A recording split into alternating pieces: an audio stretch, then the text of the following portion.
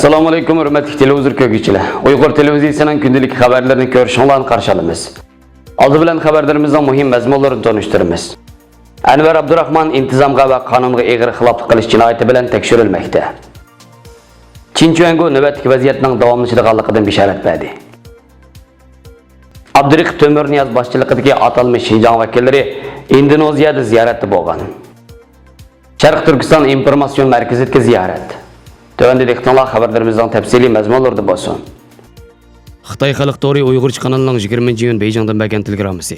Atalmış Xinjiang Uyg'ur Abnum rayonluq intizom tekshirish komiteti va reviziya komiteti to'g'ri bekitdi. 19-iyun nazir darajalik Xinjiang Uyg'ur Abnum rayonluq bosh ishchilar uyushmasi partiya gruppasining a'zosi, muavin raisi Enver Abdurrahmanning intizomga va qonunga eg'ir xiloflik qilganlikdan Xinjiang Uyg'ur Abnum rayonluq intizom tekshirish komiteti va reviziya komitetining intizom tekshirishi va reviziya tekshirishni qabul qilganligi to'g'risidagi xabar e'lon qilindi. Enver Abdurrahman, Uyg'ur, Uyghurlik. 1970-yili oktyabrda tug'ilgan. Markaziy partiya maktabining rayon ixtisosshunosligi kasbida aspirant bo'lib o'qigan. 1992-yili yanvarda xizmatga qatnashgan.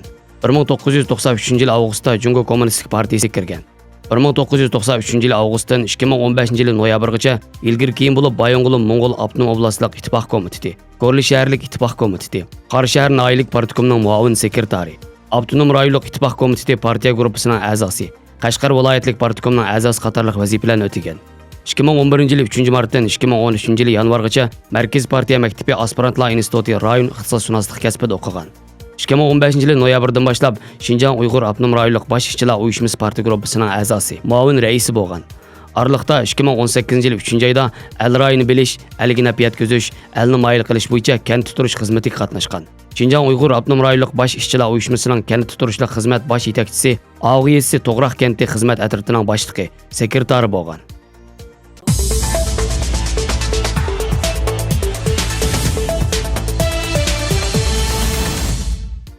Erkin Asya radiosi xabarda Sharq Turkistondagi 1-nomerlik amaldor bo'lgan Chen Chuango 18-iyun kuni Turpan viloyatida atalmış xizmat tekshirishda bo'lganda Xi Jinpingning yangi davrdagi Xitoycha alohidaligiga sotsializm ideyasini cho'nqur o'rganish hamda ajdodlarning orzusini unutmaslik temasidagi tarbiya xizmatini umumlashtirish haqida ko'rsatma bergan.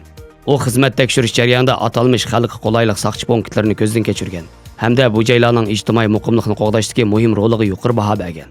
Arqadilla o diniy zotlarni qabul qilib, ularga dinni xitoychalashtirishning muhimligi haqida ko'rsatma bergan ekan.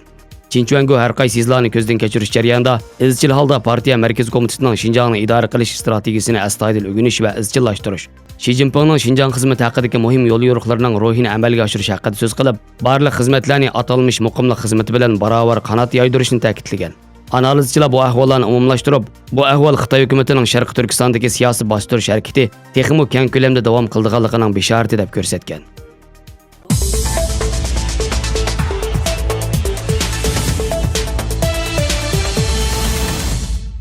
Xitoy doiralari millionlagan Uyg'ur, Qozoq va boshqa millatlar qamalgan yig'ib olish lagerlarini atalmış kasbiy tarbiyalash markazlari deb tashviq qilish uchun bir qism davlatlarning axborot va diniy sohalardagi xodimlarini Sharq Turkistonga taklif qilish bilan birga atalmış Xinjiang vakillarini boshqa davlatlarga avatgan.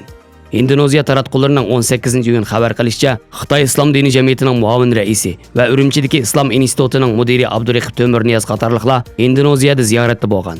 Ular ilgari Sharq Turkistonni ziyorat qilgan vakillar bilan ko'rishgan. Ziyorat jarayonida Xitoy mamlakatlik xalq qurultiyi, Tashqi ishlar ministrligi va Xitoyning Indoneziya turishliq elchixonasi qatorliq o'rinlardan kelgan bir necha kishi uningga hamroh bo'lgan. Abdurrahman Tömürniyaz 18-iyun kuni Indoneziya poytaxti Jakartadagi bir mehmonxonada Indoneziya vakillari bilan suhbat yig'ini o'tkazib, Xitoyning Sharq Turkistondagi bostirish siyosatlarini aqlab chiqqan. Shundaqla masjid soni qatorliqlarni dalil qilib ko'rsatgan. Indoneziya tarafdan Indoneziya ulamolar kengashi, Indoneziya universiteti va boshqa tashkilotlarning vakillari yig'inga qatnashgan. Shuning bilan birga Xitoy taratqullarining xabar qilishicha, Turkiyadagi axborot va tadqiqot o'rinlaridan kelgan 7 kishilik bir o'mak Urumchida ziyoratda bo'lgan. Doirlar ularni atalmış Xinjiang Islom institutiga ziyoratga o'rlashtirgan.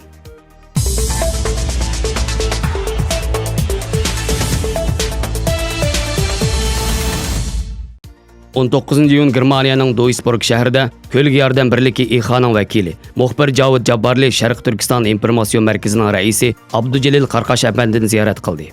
Bu xususda Xabar Infoda televiziyasida Javod Japarli ma'lumot berib, Abdujalil apandi bilan Sharq Turkiston informatsion markazida ko'rishib, Uyg'ur turklarining ijtimoiy siyosiy vaziyati, madaniyat haqida muhim ma'lumotlarni oldik va diyorimiz haqida zarur bo'lgan masalalarni o'rtoqlashdik. Abdujalil Qarqash intayin muborak va fidokor shaxs ekan. Abdujalil Qarqash apandining vatanparvarlik ruhi intayin yuksakkan dedi. Xabarlarimizni ko'rganingizga rahmat. Ko'rishguncha omon bo'linglar. Xayr xo'sh. Allohga omonat.